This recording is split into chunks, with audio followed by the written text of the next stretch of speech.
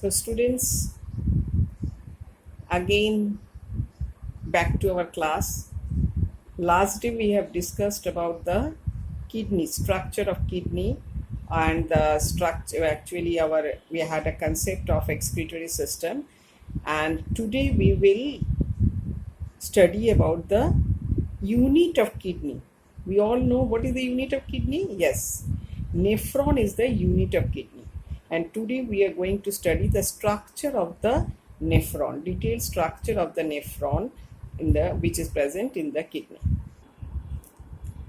Now students, I think you can see this is the unit of kidney, and already we have came to know that this is called nephron. This is the unit of kidney, and already we know that this is called nephron. Now we have learned that this portion, that means this part of the nephron is present in the cortex. So think of this portion is the cortical portion of the kidney where this part of the nephron lies. And as we go deeper into the kidney, that is the cortex to medulla. Medulla is the inner deeper part of the kidney. As we go deeper into the kidney or deep into the medulla, we'll find this tubular Henle's loop and all. So this is the cortical portion, and this is the medullary. This lies in the medullary portion of the kidney, and this lies in the cortical portion of the kidney. Now, first of all, we all know that these blood vessels which are entering in the kidney. So you see, one of the blood vessel is entering in the kidney. The blood vessel that is entering in the kidney, in the nephron rather, this is called afferent arteriole. This is the afferent. Clear, renal artery is dividing into arteriole, and this is the afferent arteriole. So blood vessel which is entering in the nephron, it is called afferent arteriole. And you can see there is another blood vessel which is coming out of the nephron. It is called afferent arteriole.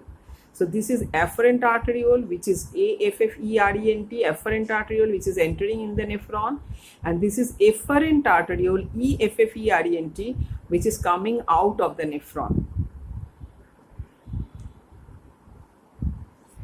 And you will also see that, notice that afferent arteriole, that is which is entering in the nephron, this is somehow thicker than the efferent arteriole which is leaving the nephron. Clear? So this is about the structure of the arteries. Now arterioles rather. So these are the structure of the arteriole. The afferent arteriole is much thicker, and efferent arteriole is comparatively thinner than the afferent arteriole. Now what happens? These afferent arteriole now enters and they forms a tuft of capillary, breaks up into capillary. We know that artery breaks up into capillaries. So it forms a tuft of capillary, numerous capillary, tuft of capillary is formed. Clear, this capillary forms a tuft which is called glomerulus. So what happens? These afferent arteriole breaks up into new tuft of capillary which is called glomerulus. And we know that capillary are the finest blood vessel where from this exchange can occur. So this is called glomerulus. After forming this capillary network, it comes out for this tuft of capillary, it comes out from the nephron as afferent arteriole. Clear? So thicker afferent arteriole enters, it forms a tuft of capillary called glomerulus, and after forming glomerulus, it comes out as afferent arteriole. So already we have learned this tuft of capillary which is formed by the afferent arteriole is called glomerulus. Now, after the glomerulus, you can see this is a cup-shaped structure encircling the glomerulus. This tough cup-shaped structure encircling the glomerulus, which later on forms a tube, and this tube continues like this. This tube continues like this, and this again the tube. This tube ultimately, this is the end. So from here to here, this is called the tubular part of the nephron. So from here to here, that means here it is starting, it is continuing like this, then it is continuing like this. So it is a continuous tubule. You can see this is the tubule, this is the tubule, and finally it is ending here. So from here to here, this is called the, from here to here, this is called the renal tubule. Now you can see that proximal end, that means the end which is very near to glomerulus, this end, the tubule is flat, cup shaped. It is called Bowman's capsule. So in the proximal end, the tubule is flat, cup shaped. This is called Bowman's capsule. And this glomerulus, already we have learned, this glomerulus along with the Bowman's capsule is called Malpighian capsule or Malpighian corpuscle. Clear? So this glomerulus along with the Bowman's capsule, you can see glomerulus, that is Bowman's capsule. Glomerulus along with the Bowman's capsule is called Malpighian capsule or Malpighian corpuscle. So next, this Bowman's capsule then continues with a very coiled part of tubule.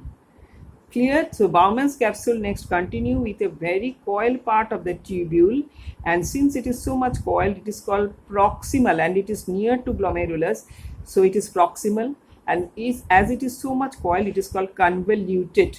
So it is called proximal convoluted tubule.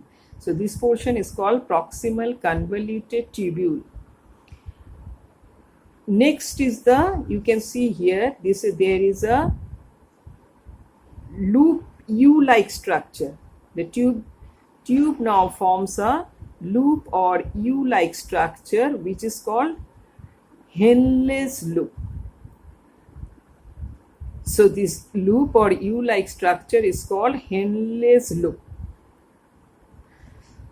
Next to Henle's loop, and you can see here, so in Henle's loop there are two parts. This part, this proximal, towards the proximal, this is descending loop. That means fluid here is descending downward, and then towards this collecting duct, it is the ascending loop. That means fluid inside this loop is now ascending upward. Next to Henle's loop, so Henle's loop has two parts, descending loop and ascending loop. Limb, descending limb and ascending limb. Next to Henle's loop, another coiled region. This is, since it is away from the glomerulus, so it is called distal, and since it is coiled, it is called convoluted. So distal convoluted tubule. So next is the distal convoluted tubule, and then from the distal convoluted tubule, the distal convoluted tubule has a very convoluted part and a straight part. Clear? Which finally joins in through a duct called collecting duct. So this is called collecting duct, which collects, you can see here, there are other processes also, which collects urine from various nephron and send it to the renal pelvis. So this collecting duct is here to collect urine from various nephrons, because we have already learned millions of nephrons are there in the kidney. So they collect the urine from various nephrons, and finally it transports this urine to the renal pelvis, where from it will enter in the ureter.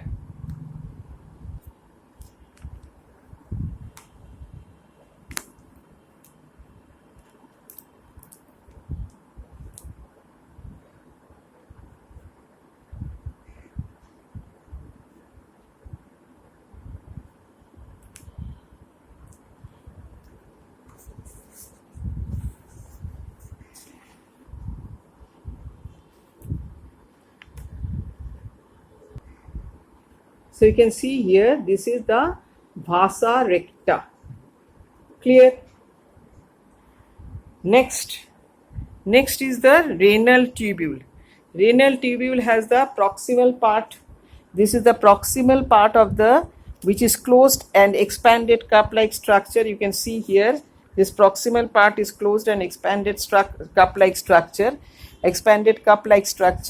and the renal is forming the Bowman's capsule. So this part is forming the Bowman's capsule, and which encircles the glomerulus. So what is doing Bowman's capsule is doing? It is encircling the glomerulus. And then the lumen of the capsule continues with the narrow tube. So this lumen of this capsule, this is the lumen. Lumen means inner, the hollow region inside anything is called lumen. So lumen is continuous with the tubule, which is called renal tubule. So it is continuous with the tubule, with the narrow tubule called renal tubule. And that renal tubule has proximal convoluted tubule. The first part is called proximal convoluted tubule. Clear? And next is the Henle's loop. You can see there is a hairpin loop called Henle's loop, and then there is the distal convoluted tubule. Clear? And so then there is the distal convoluted tubule and this Henle's loop with descending and ascending limb. And distal tubule with Henle's loop and first coils, and then this distal tubule first coils and then straightens. So it first coils and then straightens and then finally goes to the collecting duct. So renal collecting duct now will carry it to renal pyramid, will form renal pyramid. Clear? We have learned. And this renal pyramid will move into renal pelvis and then therefrom to ureter. So collecting duct, where it will take? It will take to renal pyramid. This collecting duct will take to renal pyramid, and wherefrom it will go to renal pelvis, and therefrom it will go to the ureter. So students, I think you have understood the structure of nephron very clearly, and because this is essential, because next day we will do the formation of urine. So how urine is formed we will do next day. So to study or to know about how formation of urine, it is very essential to know the proper structure of the nephron. So go through this nephron structure of the nephron very thoroughly, because next day we'll start the urine mechanism of urine formation. Okay, thank you for today.